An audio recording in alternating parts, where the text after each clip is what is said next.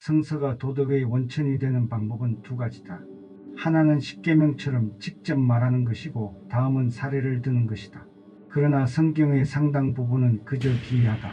성경을 도덕의 근간으로 삼는 사람은 성경을 읽지 않았거나 이해하지 못한 것이다. 성서의 관련 부분을 보자. 창세기에 노아 이야기가 나온다. 신은 인간을 탐탁찮게 생각하여 한 가족만 빼고 모조리 익사시켰다. 신학자들은 이 내용을 곧지곧대로 받아들인다고 화를 낼 것이다. 그렇다면 성서를 취사 선택하는 행위와 무신론자의 도덕적 취사 선택이 다를 것이 무엇인가?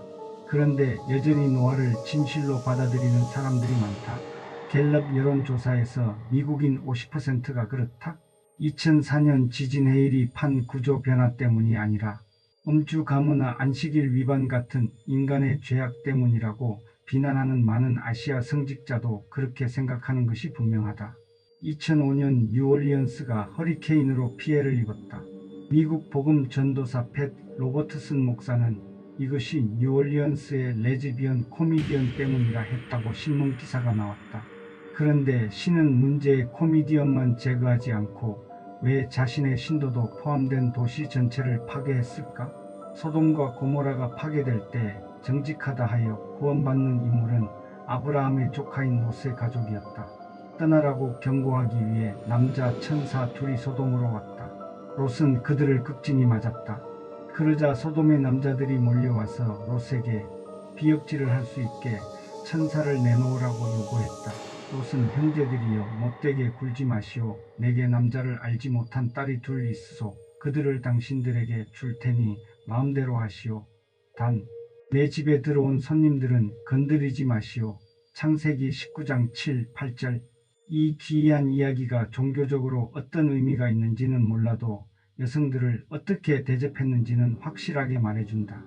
롯과 소돔의 이야기는 판관기에서 섬뜩하게 반복된다.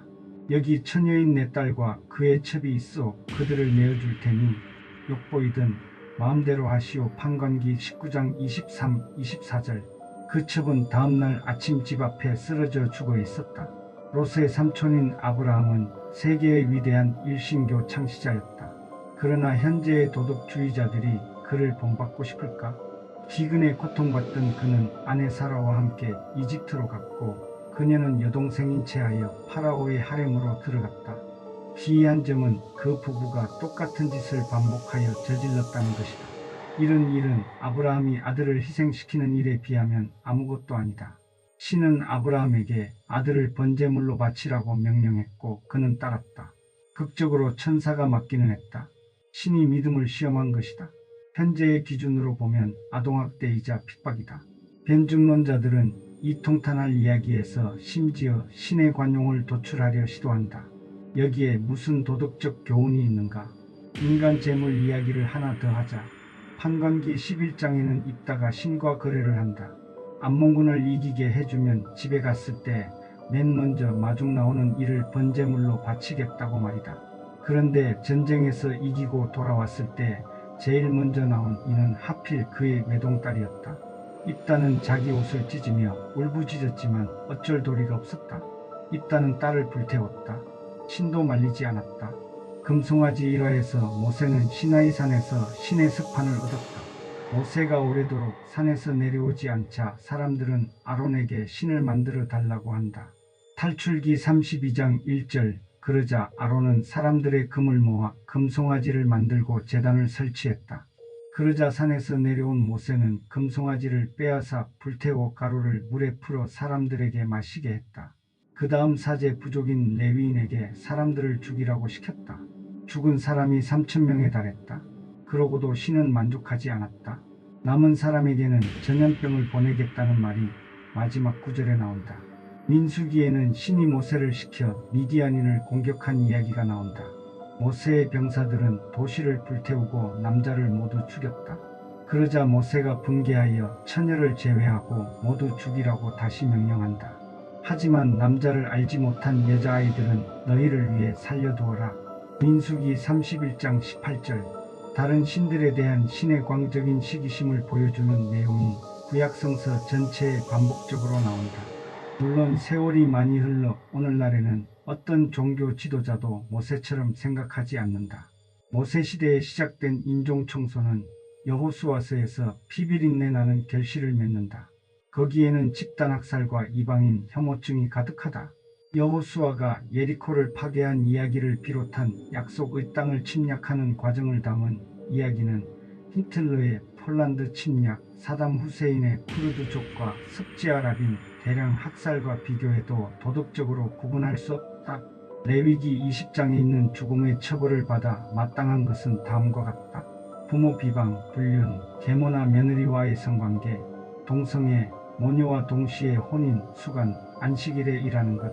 민수기 15장에는 안식일에 일한 남자를 신의 뜻에 따라 처형하고 있다.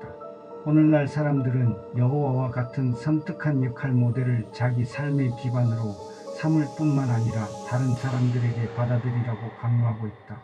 깜짝 놀랄 일 아닌가? 십계명을 진지하게 받아들인다면 다른 신을 숭배하거나 우상을 만드는 일은 두 번째로 큰 죄가 될 것이다. 그러면 아프가니스탄의 바미안 불상을 폭파시킨 탈레반의 문화 파괴 행위는 비난보다는 찬사를 받아야 할 것이다. 파스칼은 말한다. 사람은 종교적 확신을 가졌을 때 가장 철저하고 자발적으로 악행을 저지른다. 대다수 종교인도 사실 성경에서 도덕을 끌어내지 않는다. 만약 출처가 거기라면 안식일을 어기는 사람, 신부가 자신이 처녀임을 증명하지 못하거나 부모 말을 듣지 않는 아이들은 처형될 것이다. 예수에게 가족은 중요한 것이 아니었다. 그는 자신의 어머니에게 무뚝뚝하게 대했고 사도들에게 가정을 버리고 자신을 따르라고 했다. 또한 신약 성서의 원죄라는 교리는 선한 사람이라면 지지해서는 안 된다. 원죄는 구약 성서의 아담과 이브 신화로부터 나왔다. 금지된 과일을 훔쳐 먹었다고 그들과 후손들이 영원히 에덴 동산에서 추방되었다. 영생을 빼앗기고 대대로 밭에서 일하고 출산의 고통을 받아야 했다. 응징이 너무 심하지 않은가?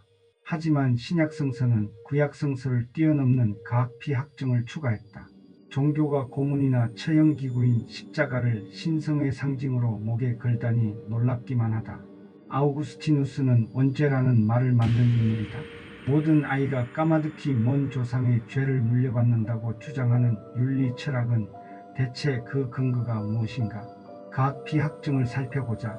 신은 아담의 죄를 용서받기 위해 예수라는 인간이 되어 고문당하고 처형당했다. 바울이 이 교리를 다룬 이후 예수는 죄의 대속자로 숭배를 받아왔다. 만약 예수가 대속을 위해 배신당하고 처형당했다면 속죄받았다고 생각하는 사람들의 유다와 유대인에 대한 보복은 부당한 것 아닌가? 그리고 만약 신이 우리의 죄를 용서하고 싶다면 스스로 고문과 처형을 당하는 대가를 치르지 않고 용서할 수는 없었는가? 오늘날 진보적인 윤리학자들은 희생양 이론은커녕 어떤 형태의 응징적인 처벌 이론도 동의하기 어렵다고 본다. 존 하팅의 해석에 따르면 예수는 구원의 대상을 유대인으로 한정했다. 살인하지 말라의 구체적인 대상도 유대인이다. 유대인을 죽이면 죄가 있지만 이교도를 죽이면 무죄라는 것이다. 내 이웃도 유대인을 의미한다. 예수는 충실한 유대인이었다. 유대인 신을 이교도에게 받아들이게 하는 착상은 바울의 것이다. 코소보에서 팔레스타인까지, 이라크에서 수단에 이르기까지 경쟁 집단 사이에 증오와 폭력이 난무하는 지역을 유심히 살펴보라. 종교가 내 집단과 외 집단을 가르는 지배적인 꼬리표일 가능성이 크다. 인도가 분리될 당시 힌두교와 이슬람교 사이 종교 폭동으로 100만 명이 넘는 사람이 대량 학살당했다. 그들을 분열시킨 원인은 오로지 종교뿐이었다. 인간은 종교가 없다 해도 내 집단에는 충성하고 외 집단에는 적대하는 성향이 있다는 것은 사실이다. 그러나 종교는 적어도 세 가지 방식으로 그 성향을 강화시킨다. 첫째는 아이들에게 종교 꼬리표를 붙인다. 다음은 다른 종교 집단의 아이들과 교육을 분리한다.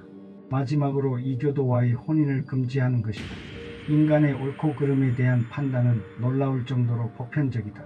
그것은 종교적인 사람들이 성서에서 도덕이 나온다고 생각하는 여부와 무관하다. 요즘은 다양한 개인과 기관들이 우리의 합의된 윤리를 표현하고 있다. 이것들은 이 시대의 특성을 반영하고 있다. 문명국가는 오랜 기간 당연시해왔던 노예제도를 19세기에 폐지했다. 1920년대까지 받아들여지지 않았던 여성에게 참정권을 부여했다. 성서시대와 달리 여성은 이제 더 이상 재산으로 간주되지도 않는다. 또 다른 척도는 인종을 보는 우리의 태도다. 20세기 초까지만 해도 백인 대다수는 거의 모든 면에서 흑인이 열등하다고 믿었다. 링컨조차도 인종차별적인 발언을 했다. 18세기에는 워싱턴과 제퍼슨 등의 계몽운동가들도 노예를 소유하고 있었다. 지난 수십 년 사이에 시대 정신은 빠르게 변했다. 그 변화의 원인이 무엇인지 얼마나 빠를지도 알 수 없다. 그 경로는 톱니와 같다.